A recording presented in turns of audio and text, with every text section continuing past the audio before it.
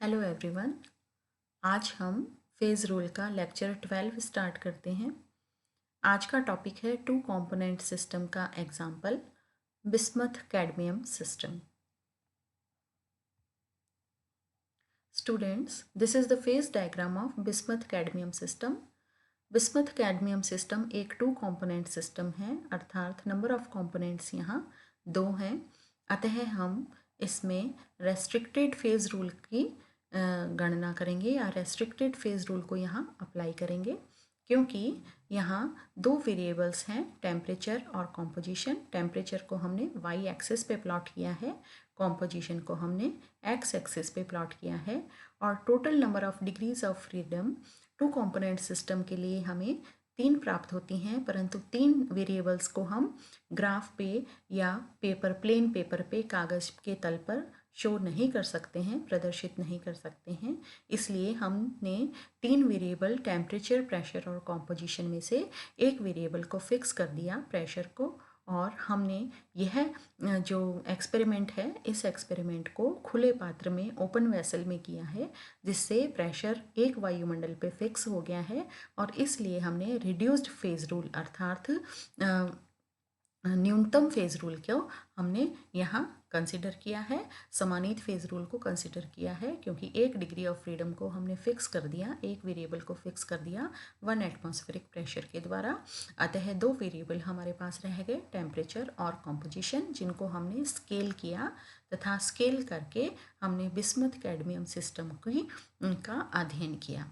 अब bismuth cadmium system, इसमें चूँकि ये 2 कंपोनेंट हैं, बिस्मथ और कैडमियम, ये आपस में मोल्टन स्टेट में आपस में मिलकर एक सॉल्यूशन बना लेते हैं, परंतु इनके मध्य कोई रिएक्शन नहीं होती है, अर्थात किसी भी प्रकार का कंपाउंड जो है यह इन दोनों की रिएक्शन से नहीं बनता है, और दोनों का जो कॉम्पोजिशन है वो भी फिक्स नहीं होता है। अतः इनका कोई स्टाइक्योमेट्रिक कोई भी कॉम्पोजिशन नहीं होता है। अतः हम बिस्मथ कैडमियम सिस्टम की स्टडी जो है वो इस प्रकार से फेज डायग्राम के थ्रू हम कर पाते हैं। तो यह जो फेज डायग्राम है, इस फेज डायग्राम में हम देखते हैं कि जो पॉइंट ए है, पॉइंट ए ये प्योर बिस्मथ यानी शुद्ध बिस्मथ का फ्रीजिंग पॉइंट है, जिसे मेल्टिंग पॉइंट भी हम कह सकते हैं, और यह फ्रीजिंग पॉइंट है 271.3 डिग्री सेंटीग्रेड, अर्थात बिंदु ए पर जो प्योर बिस्मथ है यह सॉलिड और लिक्विड दोनों ही अवस्था में एक आपस में परस्पर साम्य में उपस्थित होती है। अर्थात इस टेम्परेचर पर सॉलिड व लिक्विड बिस्मथ जो है यह इक्विलिब्रियम में है, और यहाँ इसमें यदि इसमें कैडमियम और पहले हम यदि इसमें अब हम क्या करें, बिंदु बी जो है, बिंदु बी जो है यह कैडमियम का, प्योर कैडमियम का मेल्टिंग पॉइंट है। बिंदु बी जो है ये प्योर कैडमियम का मेल्टिंग पॉइंट कह दें या फ्रीजिंग पॉइंट कह दें, यह फ्रीजिंग पॉइंट या मेल्टिंग पॉइंट प्योर कैडमियम का है 321 डिग्री सेंटीग्रेड, और जो यह बिस्मथ से ज़्यादा है, क्योंकि बिस्मथ का है 271.3 डिग्री सेंटीग्रेड, कैडमियम का है 321 डिग्री सेंटीग्रेड। अब हम वापस आते हैं बिंदु ए पर, जो कि बिंदु ए है, फ्रीजिंग पॉइंट हिमांक है 271 डिग्री सेंटीग्रेड, जो कि शुद्ध बिस्मथ का, प्योर बिस्मथ का फ्रीजिंग टेम्परेचर है। अब यदि इसमें कैडमियम मिलाया जाता है, यहाँ क्या है, सॉलिड और लिक्विड बिस्मथ आपस में इक्विलिब्रियम में है बिंदु ए पर।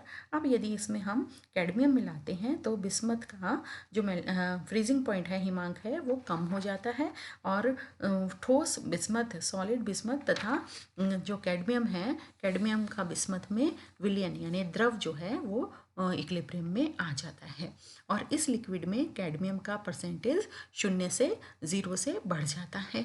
इसी प्रकार धीरे धीरे कैडमियम मिलाने पर द्रव में कैडमियम का प्रतिशत बढ़ता जाता है, और वक्र के कर्व एओ, बिस्मथ का कैडमियम की उपस्थिति में कर्व एओ, ये बिंदु ओ है, यह बिंदु क्या है, ओ है। कर्व एओ जो है वो कर्व एओ बिस्मथ का कैडमियम की प्रेजेंस में फ्रीजिंग कर्व है ना, कर्व एओ जो है, this is the freezing curve of bismuth in the presence of cadmium.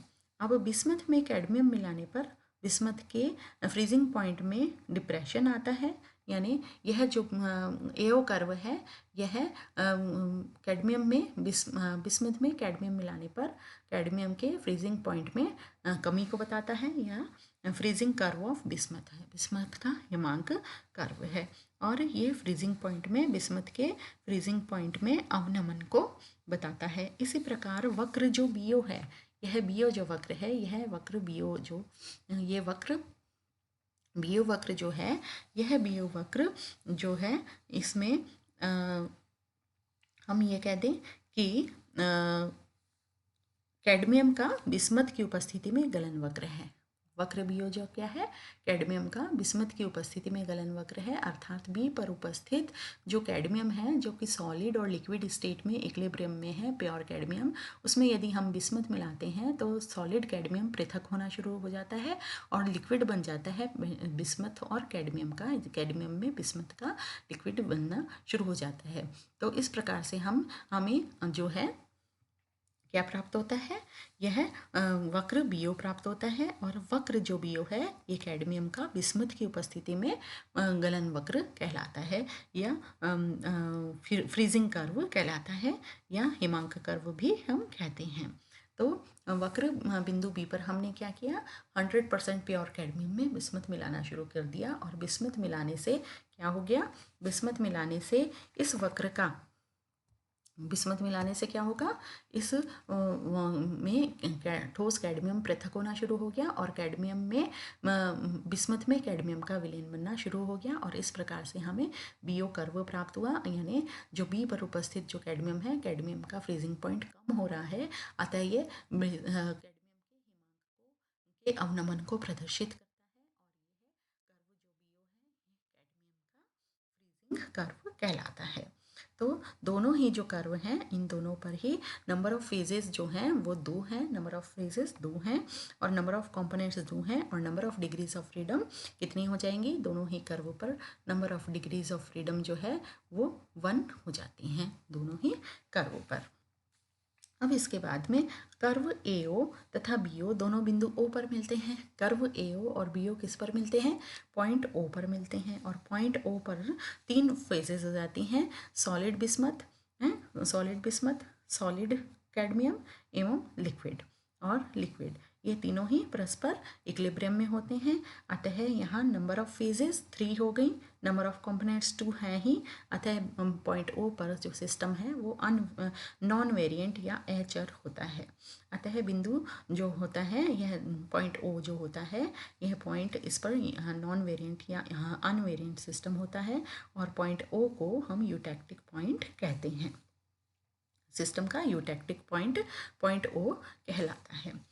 ठीक है, अब इस पॉइंट पर तीनों फेजेस परस्पर साम्यावस्था में 140 डिग्री सेंटीग्रेड टेम्परेचर और 40% कैडमियम, 40% कैडमियम और 140 डिग्री सेंटीग्रेड टेम्परेचर जो होता है यह निश्चित संगठन होता है। संगठन कॉम्पोजिशन 40% कैडमियम और 60% बिस्मथ का होता है।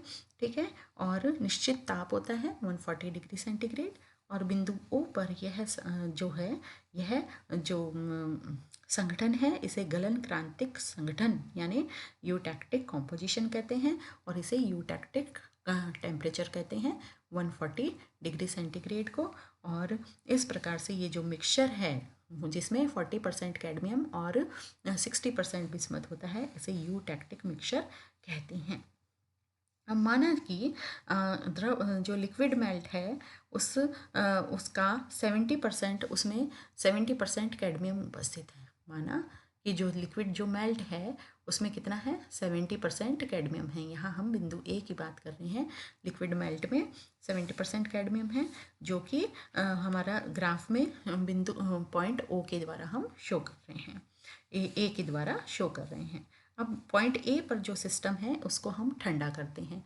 पॉइंट ए पे जो भी टेम्परेचर है हम उसको ठंडा करते हैं, सिस्टम के टेम्परेचर को ठंडा करते हैं, और ठंडा करते हैं तो हम ठंडा करते हुए बिंदु पॉइंट बी तक पहुंच जाते हैं। ये पॉइंट बी है, पॉइंट बी तक पहुंच जाते हैं ठंडा करते करते। पॉइंट बी पर जो टेम्परेचर है वो कितना है, 235 डिग्री सेंटीग्रेड है। अब जैसे ही पॉइंट बी पर आता है तो ठोस सॉलिड कैडमियम द्रव से पृथक होने लगता है और बिंदु वक्र बीओ के सहारे नीचे नीचे बढ़ने लगता है। और फेजेस कितनी हो जाती हैं? फेजेस हो जाती हैं 2, क्योंकि यहाँ तो नंबर ऑफ फेजेस कितनी थी पॉइंट ए पर?